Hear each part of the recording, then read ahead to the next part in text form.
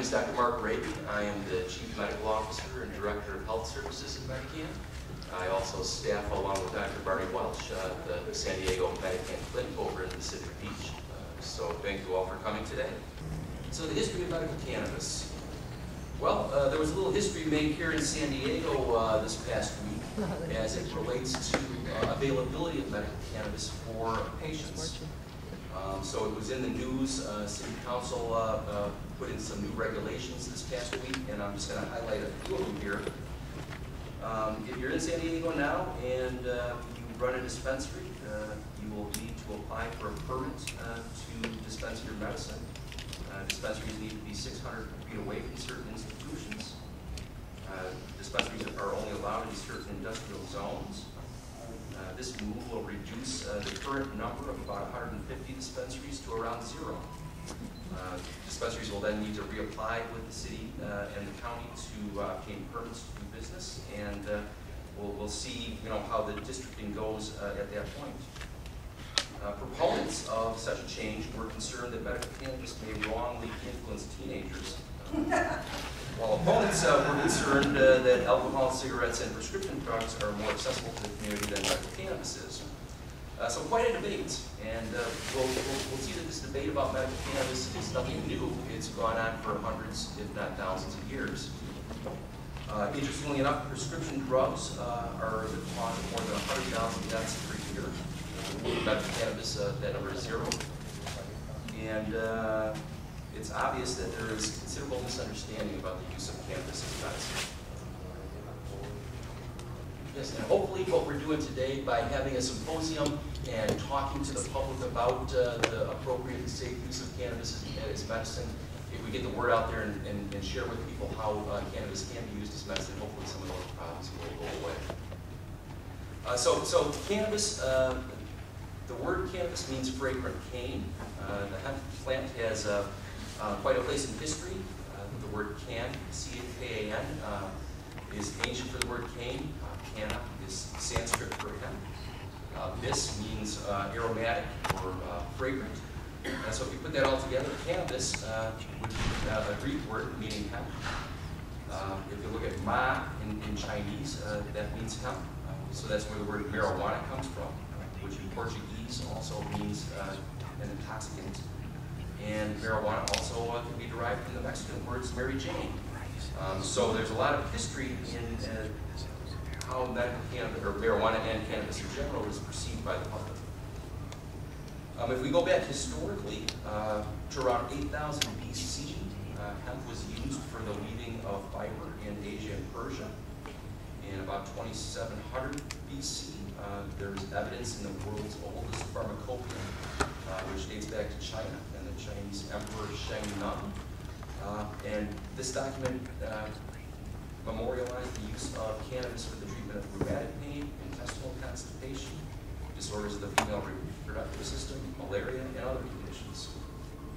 And then between that time, 2700 BC to 1000 BC, hemp was mainly used in the Middle East and India for its uses as food, oil, fiber, and its medicinal uses.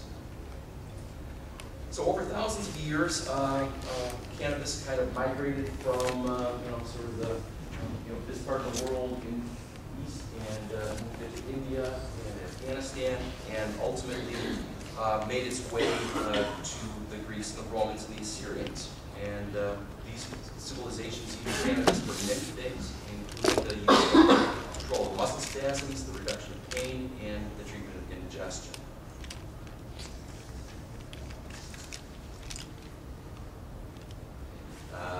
Ultimately, from Europe, cannabis made its way to the United States, and marijuana seeds were brought here by the Pilgrims in the early 1600s.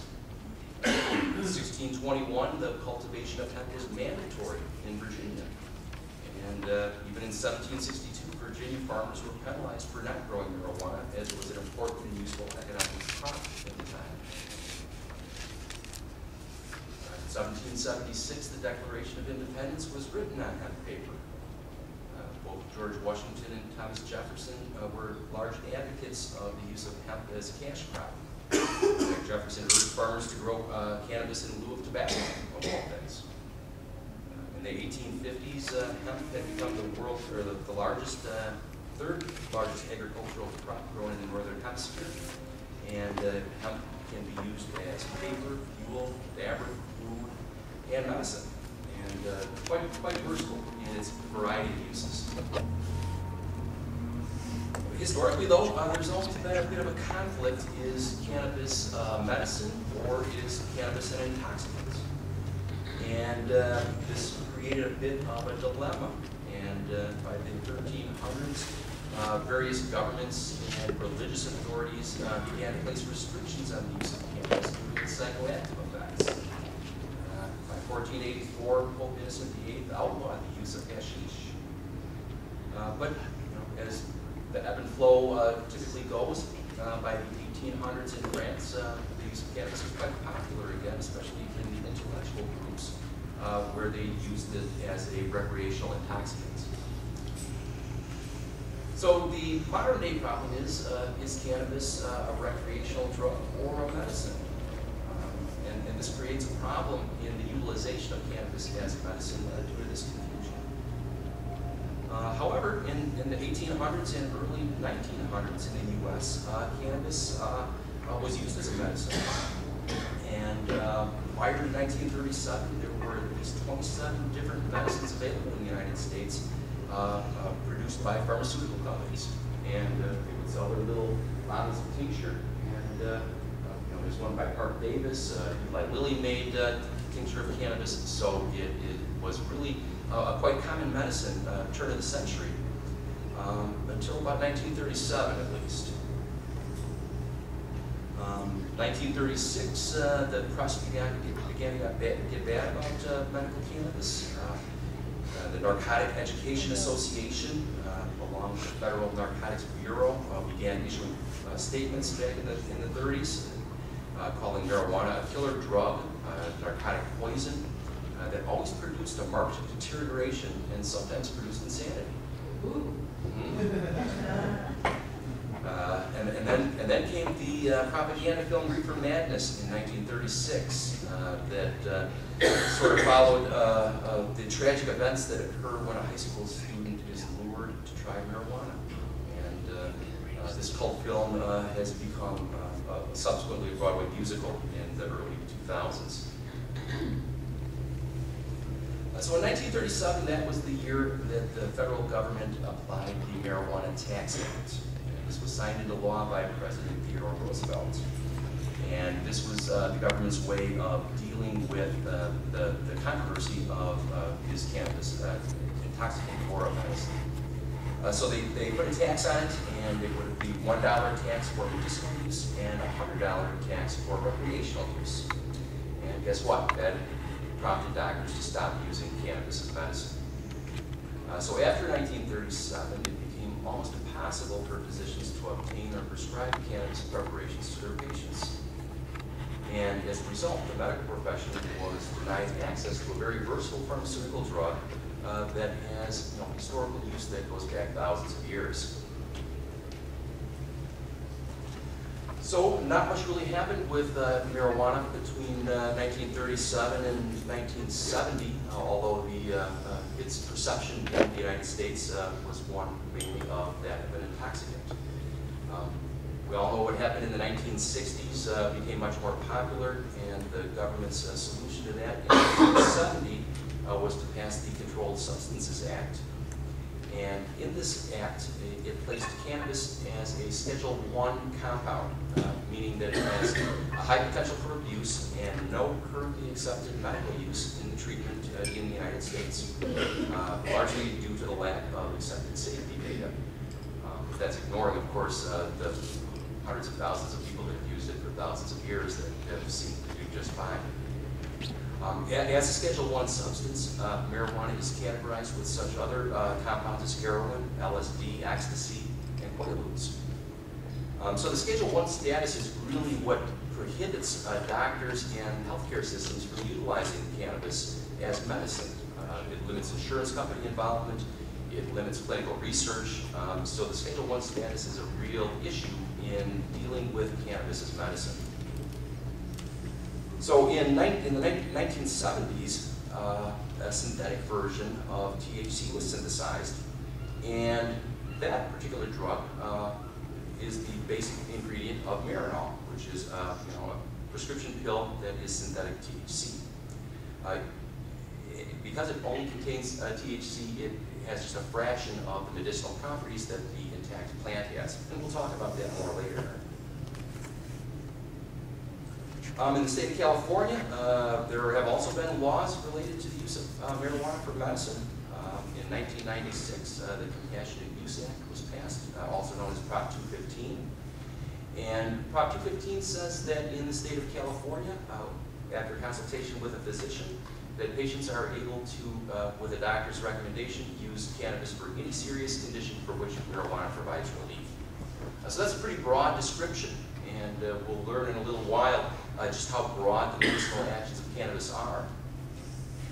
Then that Prop 215 was followed up in 2003 with State Bill 420, the Medical Marijuana Program Act.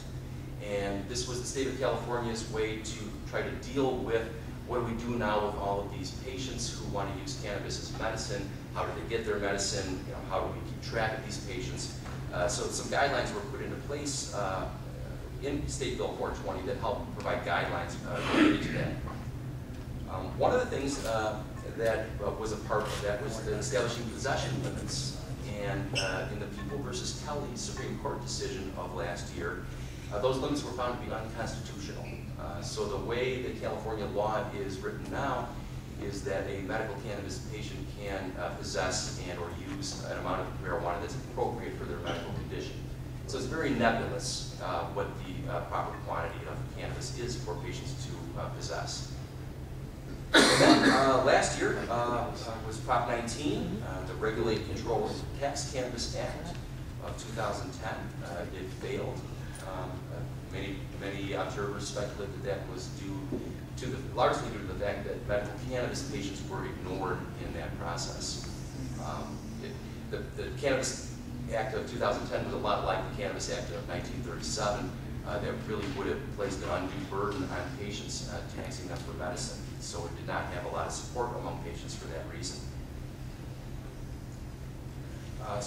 Currently here in California, we're not the only state in the country that has medical cannabis laws on the books. There are 15 states altogether, plus the District of Columbia, where patients have access to medical cannabis.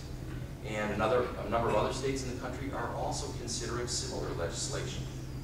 So we're not alone here in California, though it's the use of cannabis as medicine is becoming much more widespread across the United States. Certainly, the rest of the world looks at cannabis differently than we do here in the United States. In Canada, for example, Sativex is a plant extract of cannabis that is available much more readily to patients and to physicians. In Europe, Sativex is also more widely available than it is here. So there's a different mentality, and they don't use the system abroad that they use here. So at this point in time in the United States, the use of marijuana as an herbal medicine is undergoing a resurgence at the grassroots level. The number of medical cannabis patients is growing across the country. The Drug Policy Alliance estimated that at least 115,000 registered patients in the U.S. in 2005. At that time, 100,000 of those were in California. Current estimates are that there's anywhere upwards of 500,000 plus patients in California, another 100,000 in Colorado, and who knows how many in the rest of the country. So all told, total numbers probably approach or exceed 1 million people at this point in time. And these numbers are growing, and the underlying reason is that medical cannabis works as a medicine. Every state's definition of who qualifies as a patient is a little bit different, but here in California, we enjoy the broadest definition, and that is if medical cannabis provides relief, then it is considered to be an appropriate treatment option. And the most common reason for using medical cannabis is the treatment of chronic pain. Interestingly enough, chronic pain is the most common reason that people visit the doctor's office. Chronic pain accounts for over $1 billion a year in healthcare costs and lost productivity, and it's a real problem in the United States. Cannabinoid research with this resurgence in the last decade or two, there's been a considerable amount of research occurring. There's over 15,000 articles on the chemistry and pharmacology of cannabis in the medical literature. 2,000 plus articles on endocannabinoids. Those are the cannabinoids that our body produces naturally, and we'll be talking about that in just a few minutes. There's currently 110 controlled clinical studies of cannabis or cannabinoids published on human subjects, representing over 6,100 patients with a very wide variety of conditions that have been looked at. If you go to clinicaltrials.gov, that's a website that lists current clinical trials that are underway, and you can find 194 trials either that are currently underway or recruiting patients. The federal government actually got into the idea of studying cannabis about 30 years ago, as they looked to study the longitudinal effects of whether or not cannabis works. And to make a long story short, they never really went anywhere with that research, but they did identify a small number of patients who were supplied with government subsidized marijuana. These patients found that it worked really, really well, and the government didn't really want to take it much further than that. But because these patients did receive benefit, despite the fact that the study was never really pursued, they have continued to supply these patients with cannabis all these years because it provides them with benefits. And even here in California, about 10 years ago, the Center for Medical Cannabis Research was established at the University of California. About 10 different studies came out of that program, all very interesting. They kind of ran out of money at this point in time, so it's kind of on hold. But really, it shows that mainstream medicine, certainly recognizes the usefulness of cannabis as medicine. And the reason that cannabis works as medicine is that our body recognizes the molecules that the marijuana plant creates, and it works in our body in a unique way. And that will be the basic topic of our next talk. So this is what Dr. Talleyrand was hoping to share with you all today, just to provide a little bit of history about medical cannabis. So in this little segment of the talk, I'd like to describe, who is the typical medical cannabis patient? What's the difference between a drug and an herb as far as medicine goes? What is the endocannabinoid system, that natural system in our body that is responsible for all of these medicinal actions? Phytocannabinoids, those are the cannabinoids that come from the marijuana plants. What are the medicinal effects that they have on the body? How do you get those good molecules into the body to let them do their thing? And what sort of advice do we give to our patients? So who is the typical medical marijuana patient that we see in our practices? Well, it could be a lot of different people. It could be an elderly woman suffering from a degenerative bone disease. It could be a patient dying in a hospice. Interestingly enough, as far as hospice patients go, it's very common in dying patients to treat them with opiates to take away their pain and ease the dying process.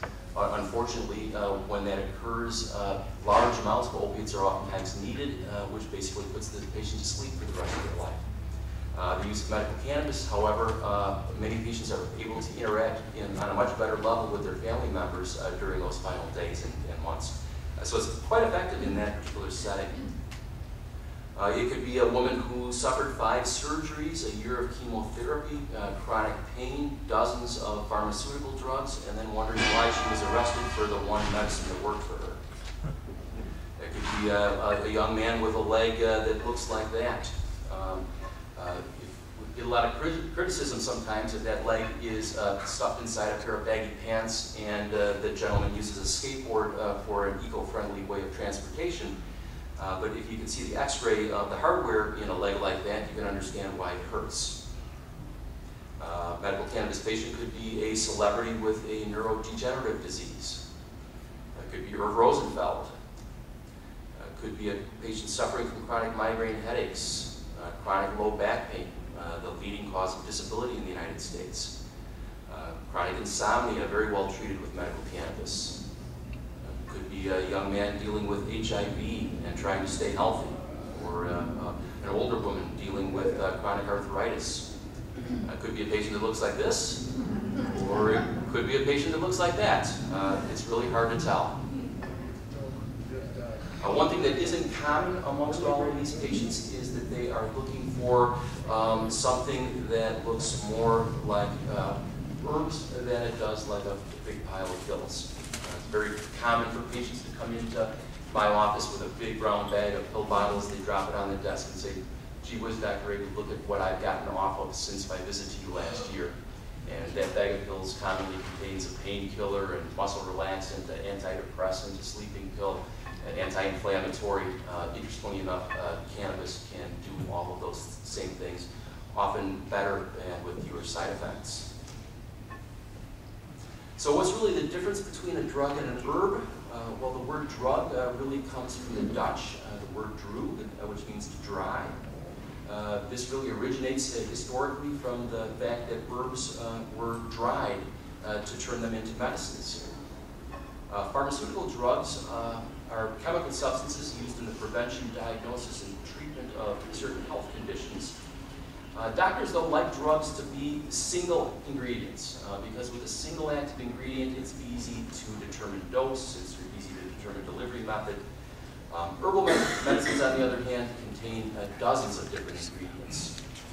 And herbalists believe that it's important to keep all elements of the plant together and in balance because it will work better that way than the parts do individually. Drugs are generally more concentrated than plants and herbs. As I mentioned, single substance drugs are easier to standardize and regulate. And a good example would be the pill Mirinol that I mentioned before, synthetic THC, that's a drug.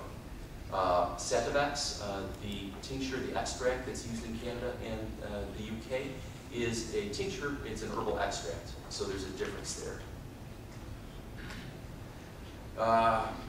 Cannabis sativa is the Latin name for the marijuana plant. It's an herb.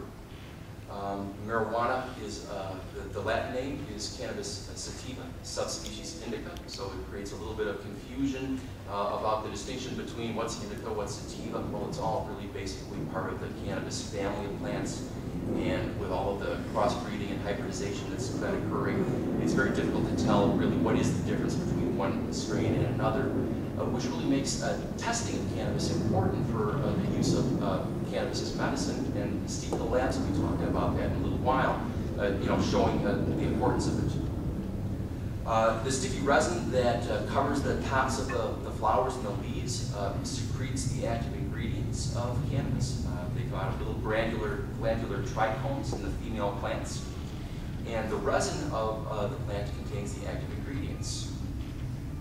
The entire family of plants is called Cannabidaceae, and again, it's the flowering tops, resin, and seeds that provide medicinal value.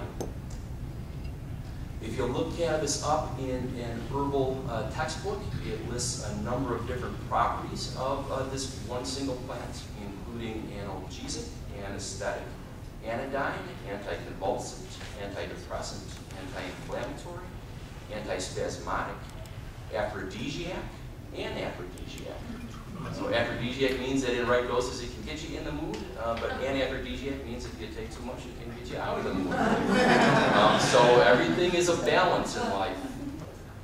In addition to its aphrodisiac and anaphrodisiac qualities, it's also a bronchodilator, a cataleptic, a cerebral sedative, a demulcent, which means it relieves pain of mucous membranes. It's an emollient, a euphoric, a hallucinogen, hypnotic, hypotensive, laxative, nutritive, oxytocic, sedative, vermifuge, meaning that it expels intestinal worms.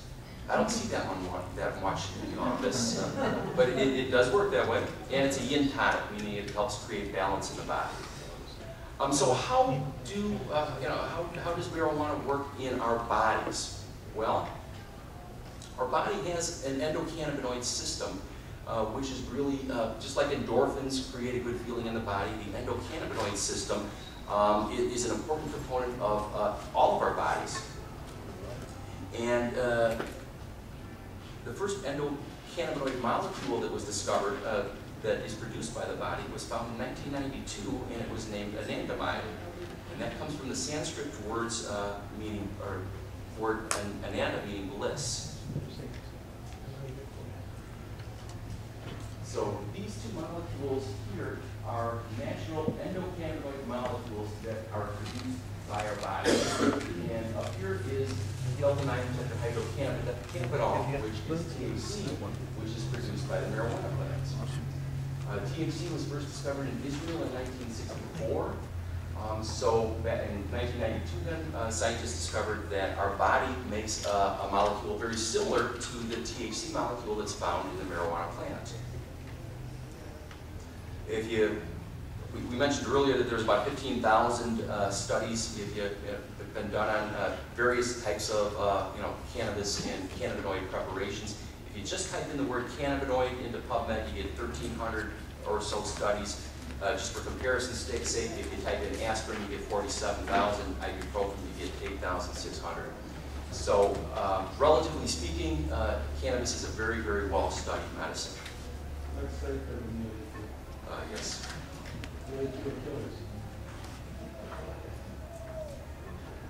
So how do endocannabinoid molecules work? Well, besides anandamide and 2-oreganoyl glycerol, which we saw a second ago, there's been about 10 or 12 endocannabinoid molecules discovered by scientists so far. And these molecules that are produced by our body act by binding to receptors that occur in the body. So the little molecules hit the receptor that's located in cell membranes. When the molecule hits the receptor, it binds. That causes a change in the receptor, and it sends signals inside the cell that result in a variety of things happening. the central nervous system? Those receptors are located not only in the central nervous system, but in the peripheral nervous system and elsewhere throughout our bodies. Endocannabinoid system is really pervasive throughout all of our bodies, important for a variety of different physiologic processes. So the endocannabinoid system does things like influence pain perception, impacts thought processing and higher cognitive function, affects the stress reaction, regulates muscles and their movements, controls nausea and vomiting regulation, controls appetite, affects the immune system, and the endocannabinoid system really helps regulate energy metabolism throughout the body. So these endocannabinoid receptors, are with us from prior to implantation of an embryo into the uterus. The endocannabinoid system develops in the growing wall of cells after conception occurs. It's important for the fertilized egg to implant into the uterus, and it's with us from that day forward. The endocannabinoid molecules that bind to the receptors, is what causes the actions. And these receptors were first discovered in 1988. And if you were paying attention, we mentioned a minute ago that the endocannabinoid molecules were discovered in 1992, 4 years later. So you think, well, gee whiz, why did the scientists discover the receptors before they discovered the molecules?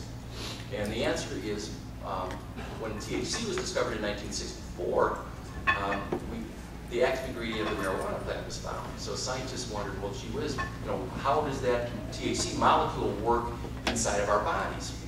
And after years of research, from 64 to 88, they figured out, oh, the THC molecule binds to these receptors that are in our body, and that's how marijuana works.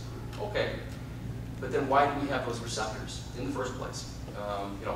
In the grand scheme of things, it's unlikely that our bodies develop endocannabinoid receptors for the sole purpose of being able to utilize the marijuana plants. So once they found the receptors, then scientists said, well, why are these receptors there? And 4 years later, they found out, oh, we make our own endocannabinoid molecules that act on those receptors, and that's how the system works. So endocannabinoid receptors, there are a number of different types of receptors that scientists have found. The first type, CB1, is distributed mainly in brain tissue, also found in the peripheral nervous system and throughout the periphery, where it's important in maintaining energy balance. CB1 receptors are found on enteric or GI system nerves, where they mediate GI effects and also control the vomiting reflex.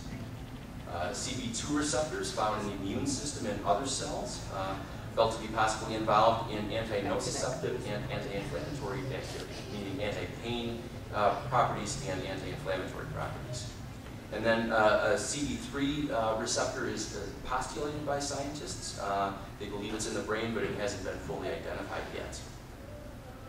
So again, when our body needs to metabolize things or balance energy, our natural endocannabinoid molecules bind to natural receptors, cause signals to occur in the body, and those signals result in physiologic actions. So if we look at these receptors in the brain, for example, they are located in parts of the brain that do important things. The receptors are located on the nerves that communicate in the brain and the nervous system. And this is just another schematic representation of how when these endocannabinoid molecules hit receptors, the receptors change and it causes a whole host of actions inside the cell. And those actions control, again, things like movement, cognitive function, appetite, stress, pain perception, nausea, and vomiting. And that's just a little reminder that these same endocannabinoid molecules that our body produces look very much like the THC molecule and other phytocannabinoid molecules that are found in the marijuana plant. And this part of the brain, right down here, the brainstem, is interestingly devoid largely of cannabinoid receptors. And that's an important thing because the brainstem controls breathing. And there's a lot of opioid receptors in the brainstem. So when you use opioids for the treatment of pain, in addition to relieving pain, it suppresses breathing. So that's a limitation in the use of opioids because if you use too much, you can cause someone to stop breathing and it'll kill them. The lack of cannabinoid receptors there help marijuana be a safe medicine because it does not suppress breathing and have that same problem that opioids do. So the endocannabinoid system, in addition to being in the brain, is also in adipose or fat tissue, in the gastrointestinal tract, in the liver, in skeletal muscle, and in the pancreas. It does a lot of different things there, and as we talk today, particularly about the pancreas, there are CB1 receptors there whose actions are unknown, and this is very important as cannabinoids may be important in the treatment of diabetes. And Dr. Welch will be providing us with much more information on that, and it's action unknown, so I'm glad Dr. Welch is taking care of that one and not me. So phytocannabinoids. Now these are the cannabinoid molecules that come from the marijuana plants that exert their actions on endocannabinoid receptors in our body. There are over 100 of these phytocannabinoid molecules in the marijuana plant. They do a variety of different things. There's some question if you read the literature, are there 60 phytocannabinoids, 70, 80? The highest number that I come up with is 108 in literature that was published out of Israel in 2009. And 108 molecules have a unique 21 carbon structure that looks just very similar to our endocannabinoid molecules. But there's also hundreds of other natural compounds in cannabis that also collectively provide part of the medicinal effects. The two best studied phytocannabinoids are THC, delta-9 tetrahydrocannabinol, and CBD, or cannabidiol. And this is what those molecules look like. Again, they look a lot like the natural endocannabinoid molecules that our body produces. THC and CBD share the properties of pain relief and anti-inflammation, as well as antioxidant effects. THC is very good for anti-nausea and mood elevation. CBD adds in anti-muscle spasm properties, anxiety-relieving properties, and nerve-protective properties. So these are just the two of these cannabinoids. All of the other ones have medicinal actions as well. They just haven't been as well studied as these two molecules have been. And a reminder that they look a lot like an antibody. So cannabis, how do you use it as medicine? Well, the cannabis is really prepared from the dried flowering tops of the plant and the leaves. Once harvested, typical concentrations would be anywhere from about 1 to 22% THC. As growing and cultivating has become more sophisticated, those percentages tend to increase. If you saw that big tin of marijuana cigarettes that Roosevelt had from the government, That marijuana is grown in Mississippi, I think, and is very low quality, so you need a big tin of it to get enough of the medicine to get the effect. The flowering tops and bracts are heads of the cannabis plant that have the highest concentration of cannabinoid molecules. Cannabis, various strains vary in potency, and hemp varieties, for example, have little or no THC at all. Hashish is the dried cannabis resin in compressed flowers. That'll have a higher concentration of cannabinoid molecules. Oils can be prepared from marijuana, giving concentrations upwards to 70%. And selective breeding has produced a variety of different strains with varying ratios, and it's very challenging for patients to figure out what strain or variety of cannabis works best, which again really makes testing critical for patients to pick the right strain to suit their conditions the best. So what are the medicinal effects of cannabis? This is literature from looking at scientific studies from 2000 to 2006.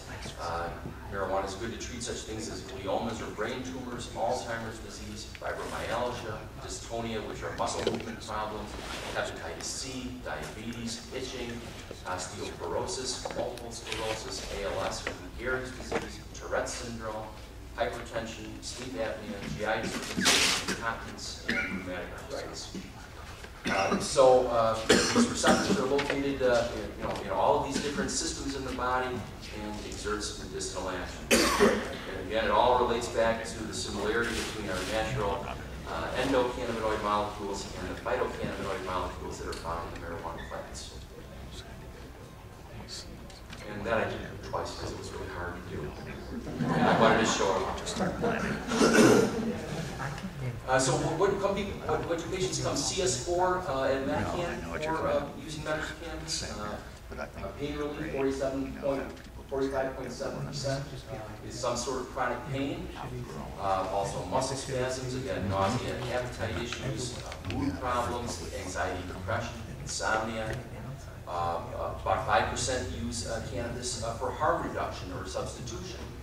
So a lot of patients who are on opiate medications or have other substances that they want to substitute, if you compare opiates to cannabis, the safety profile is much preferable and a suitable substitute using a harm reduction model.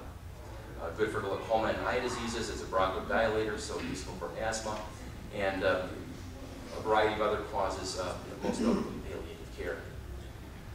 In January of this year, in the Journal of Drug Policy Analysis, there was an article published showing applicants presenting to a medical marijuana specialty practice describing what they use medical cannabis for. This data came out of a group of MediCann patients, actually, and it confirmed that the most common use for medical cannabis is the treatment of chronic pain, and also confirmed that about 50% of people use medical cannabis as a substitute for other prescription drugs. So, I just wanted to kind of go through some of the various systems in the body, just describing the effects that cannabis has on those systems. In the brain, cannabinoid molecules stimulate receptors at various sites in the brain, and this causes both psychological and physiological effects. Initially, cannabis provides a stimulatory effect to the brain, followed by relaxation and a reduction in stress. It has pain-relieving effects. It blocks migraine headaches and seizures. It controls the symptoms of MS, spinal injury, and epilepsy. It enhances a sense of humor and well-being. It works synergistically with opiates. If you can't eliminate your opiates, you might be able to use fewer of them due to cannabis because they kind of work together. As noted, cannabis in the brain does cause drowsiness, distraction, and depending on the strain and dose, can cause paranoia and anxiety as well. And it's important to remember that not all cannabis has the same potency or effects.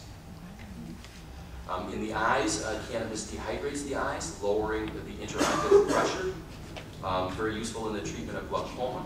This duration lasts about 3 to 4 hours. There are some patients with glaucoma that get much better control of their intraocular pressure than they're able to get with drops. The dehydrating effect that is good for people with glaucoma causes one of the common side effects associated with cannabis, and that is red eyes and redness and dryness of the eyes. And cannabis may also be neuroprotective in the back of the eye, in the retina, to prevent retinal degeneration. In the GI system, it dehydrates the mouth, it stimulates appetite, it makes food taste better. It slows gastric emptying time, which has a calmative effect on the stomach, reduces nausea and vomiting. It decreases muscle spasms in the GI tract. It is an anti-inflammatory, so it's good for the treatment of colitis and other inflammatory bowel diseases. Good for motion sickness, and very effective to treat the side effects of radiation and chemotherapy. In the lungs, cannabis is a bronchodilator, improves oxygen intake, good for the treatment of asthma. It's an expectorant and an anti-inflammatory, helps clear the lungs. As mentioned, the lungs provide a great delivery system, because if you put cannabinoids into the lungs, the bloodstream takes those molecules straight to the brain, provides a very fast and effective delivery system. Does it matter whether it's vaporized or burned? It does, because as far as the molecules, the cannabinoid molecules, no.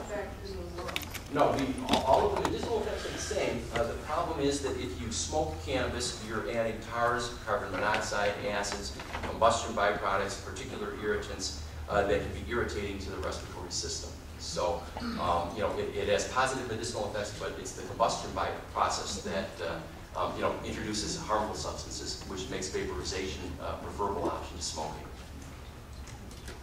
In the heart, acutely, cannabis produces a rapid heartbeat and a drop in blood pressure. And this can be at risk for people who have angina or congestive heart failure. So those are two categories of patients that need to use care in the use of medical cannabis. Chronically, cannabis has a vasodilatory effect. Long-term, it can reduce and lowering blood pressure, and can be cardioprotective. So there's some studies that show that cannabinoids might be able to decrease the infarct size when someone's having a heart attack. In the musculoskeletal system, cannabis soothes joints, so good for arthritis.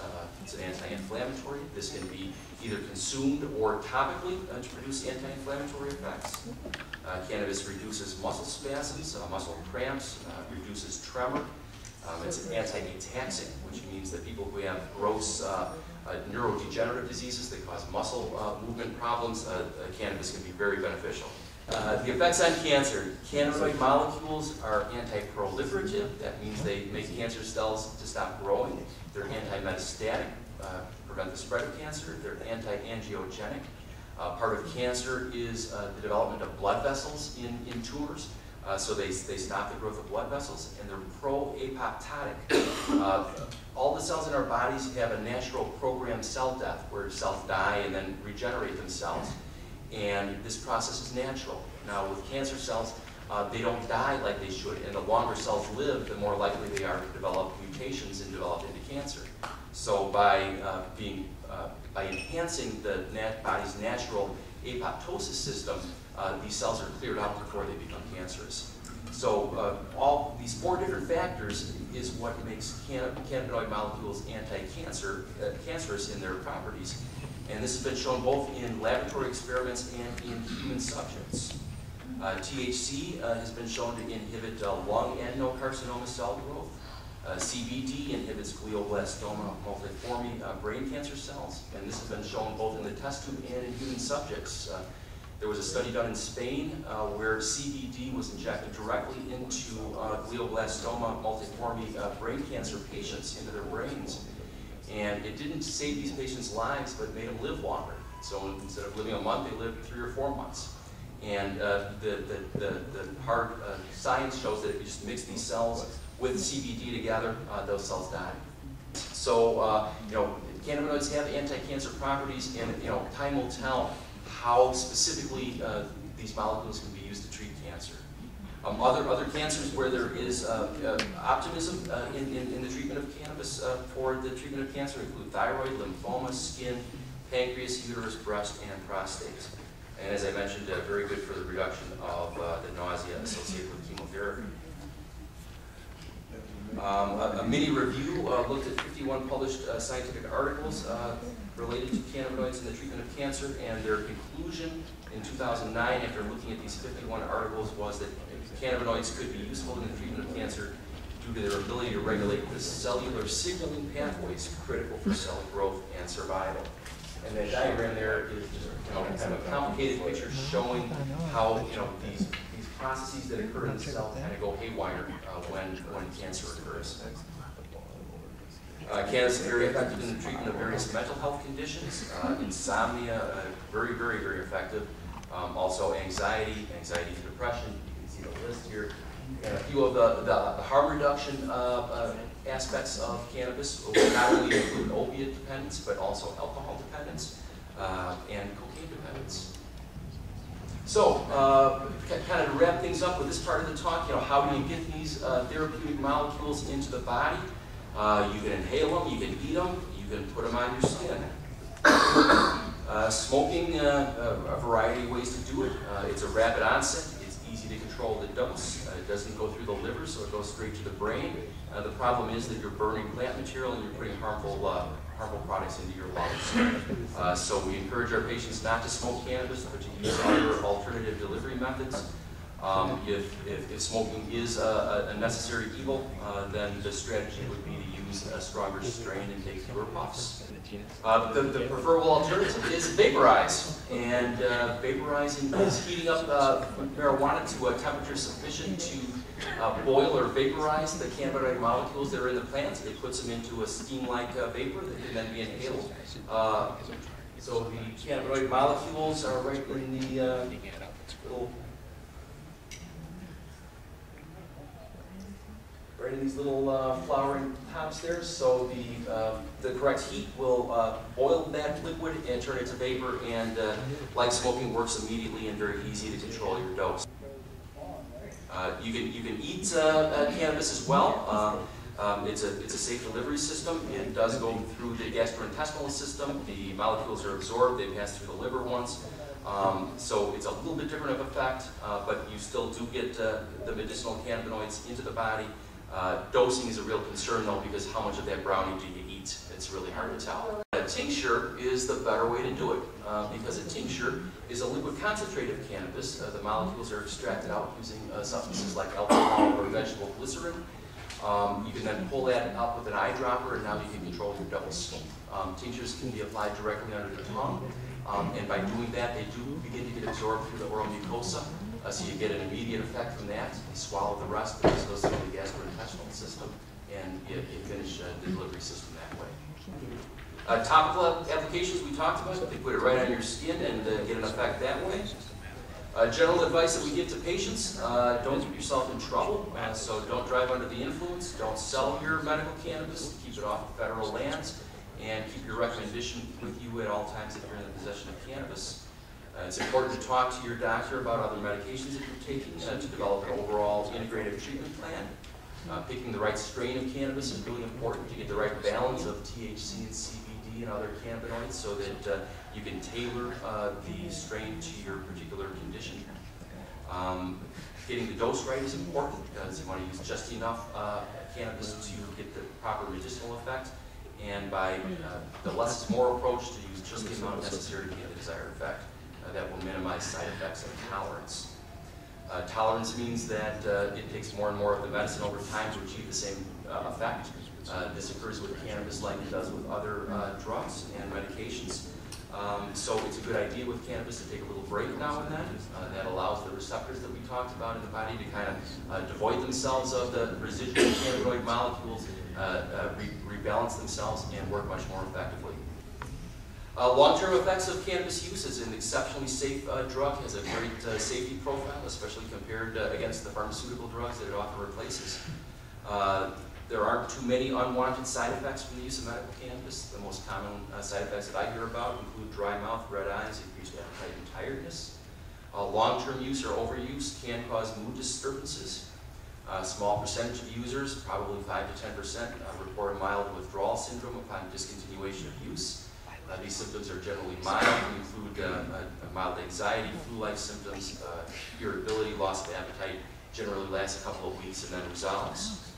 And any sort of troublesome side effects can be avoided by varying the strain and by taking those breaks periodically.